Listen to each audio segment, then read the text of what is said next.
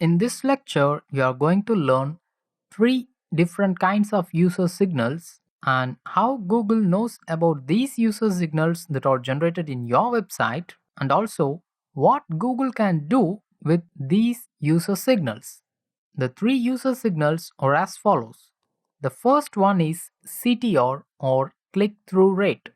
The second one is time on site, that is the amount of time spent on your site by each visitor from Google search. The third one is bounce rate, which we will see in the upcoming lectures. So, how Google knows about these user signals that are generated in your website?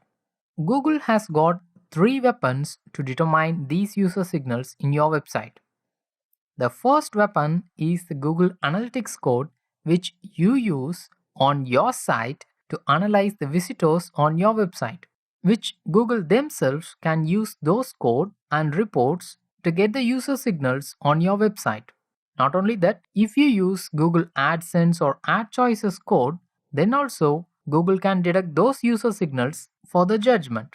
Above all, 50% of internet users uses Chrome browser, which is a lot of data to analyze each and every website. Besides these, Google can easily track the visitor's behavior if they click back to the search result or if they search again quickly the same or related keywords too. With these three signals, Google can judge the user experience of visitors that Google sends from its search result to your website. By reading or analyzing these three factors, Google can determine the user experience of your organic search visitors. Hence, Google will increase or decrease your search engine ranking accordingly. In the next lecture, you will learn CTR, that is click through rate, and how it affects your search engine ranking.